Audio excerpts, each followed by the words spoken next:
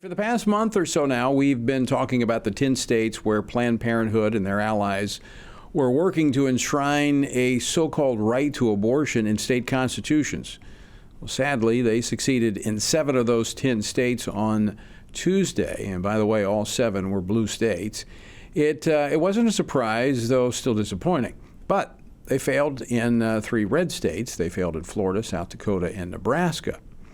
Furthermore, in Nebraska, voters approved a pro-life measure that was on the ballot. The only state where they had a kind of a competing to be for something, for life, and that made it even more clear that Nebraskans stand for life.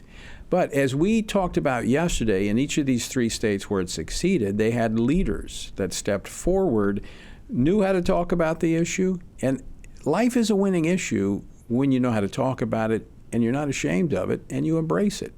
Joining me now to discuss this, Nebraska Attorney General Mike Hilgers.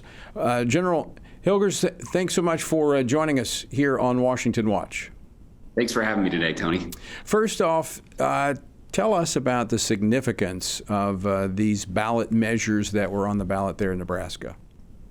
Well, certainly it was significant because of what you just said, that post-Dobbs, we have been under attack. And there were 7 states prior to Tuesday where pro-abortion initiative petitions had been put on the ballot, and we were 0 for 7. And so this was an opportunity for Nebraska, a state that has been a pro-life leader for years. Think about our leadership on the 20-week ban, or think about our state's leadership on partial birth abortion, to say, no, it's not going to happen here. And as you mentioned, Tony, we did have the dueling petitions, and not only did the pro-life petition pass, but the pro-abortion, a petition that would have enshrined a right to an abortion, a very broadly written right to an abortion in the Nebraska state's constitution, did not pass. And that is a significant, I think, turning of the tide in our country. So it is. And I'm glad you pointed out that what we've seen since Dobbs, as we've seen states like Ohio, a pro-life state, we saw Kentucky, we've seen other states, Kansas.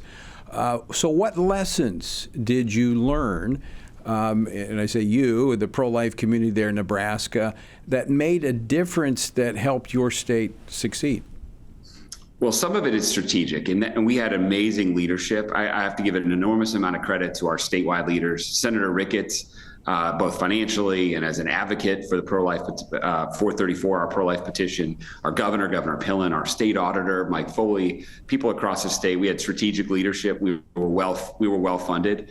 I think having the alternate petition was also very clarifying, because one, it gave something for people to vote for, but it also put into stark relief really the extremism of the pro-abortion ballot petition. As one just very small example, Tony, 434, the pro-life petition, talked very clearly about the right of babies and of women.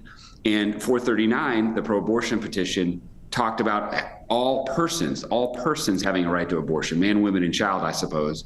And so I think it really put in stark relief the extremism. Beyond that, we had a very committed and unified group of people who were fighting it. We had great advertisements, and really, I think, articulated the message. All those elements were critical, and I think give other states a playbook for pushing back against these really extreme pro-abortion petitions. Well, General, we saw in Florida where you have a governor, Ron DeSantis, who's pro-life. In fact, he went out and he did very similar to what the leadership there in Nebraska did, fought against their pro-abortion amendment. They didn't have a pro-life amendment. They just had the pro-abortion, and they were successful in defeating it there. He also ran as for re-election in 2022, having signed, I believe it was a heartbeat bill into law, a very strong pro-life bill, and he won handedly. So I think I'm only going to put this in the form of a question. It's being comfortable enough to talk about this, to, as you said, use the terms that people understand. They understand mom, they understand baby, they understand woman, and they get it if you just talk about it. Couldn't be more right, Tony. But think about this. For 50 years, what's been the language of the pro-life movement? Yes, it's been about women and it's been about babies, but it's largely been about an anti-democratic Supreme Court that's taken this decision away from states and from the political arena. And so for 50 years, we were fighting really a different type of battle, which is just give us the chance to fight for babies.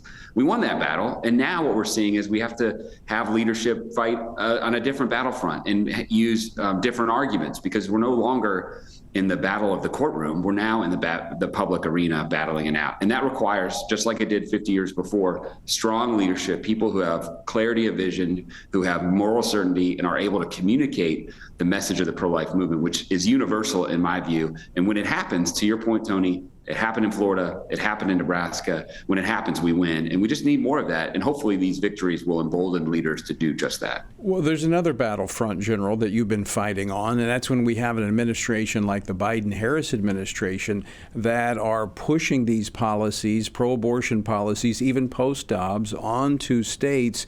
And it's the attorney generals like yourselves that have fought back. Talk about some of those battles that you've been fighting against the Biden administration. Oh, gosh, Tony, we don't have enough time to talk about all of them. And I couldn't be more thankful that we're going to have an administration that's going to respect the boundaries of the Constitution. But for years under the Biden-Harris administration, even before that with the Obama administration, there have been so many efforts to go outside of the constitutional boundaries to try to settle really difficult issues that should be in the halls of Congress or in states through bureaucratic means.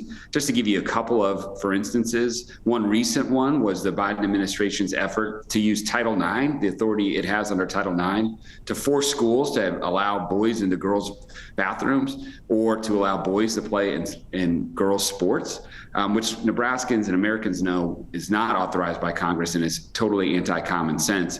That was a coalition of state AGs fought back against that, and we got that and joined. That's just one small example, Tony, of the battles we've had to fight against this aconstitutional administration, and couldn't be more grateful to actually have an administration come in soon in January that will respect the boundaries of the Constitution. It will be a breath of fresh air, no doubt, for all the red state attorneys generals who have been working 24/7 to keep the Biden-Harris administration in check. General Hilgers, thank you so much for joining us today, and thank you for your leadership. Grateful for it. Thank you so much for having me. Thanks for all that you do communicating to the country. It's very needed. Thank you.